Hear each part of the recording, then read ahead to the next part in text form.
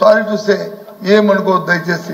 మంత్రులందరూ ఉన్నారు కదా, మీరు కూడా ఉన్నారు, అందులో ఎమ్మెల్సీలు కూడా ఉన్నారు, విప్రులు అందరూ. క్యాంటీన్కి వెళ్ళండి అధ్యక్ష.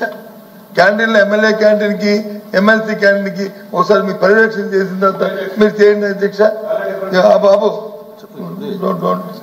మాట్లాడుతుంటే చూడండి అధ్యక్ష, ఒకసారి మరి ఒకసారి వెళ్ళి మీ ఎమ్మెల్సీ రండి.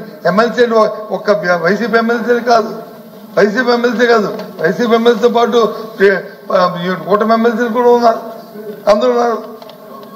అందుకే సారీ టు సే ఇది మాట్లాడకూడదు, చిన్నతనంగా ఉంటుందని నేను చాలా అని మీకు చెప్పారు అధ్యక్ష. మనం మాట్లాడుకుంటే సభలో మాట్లాడుకుంటే ఎలాగంటే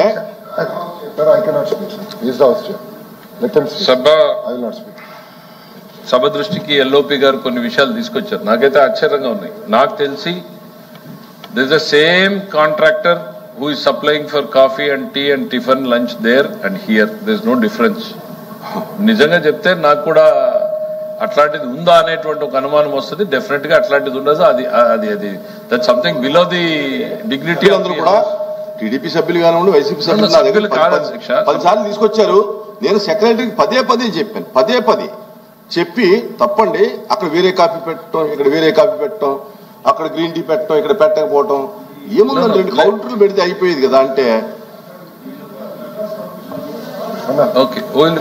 అదే సార్, దీని గురించి ఎంత తక్కువ మాట్లాడితే అంత బెటర్ మనకి. We have my only submission, ఇది బాగోదు. దీని గురించి ఎంత తక్కువ మాట్లాడితే అంత better. We have better things to discuss. Once again I appeal, I request the members to cooperate with LOP గారు.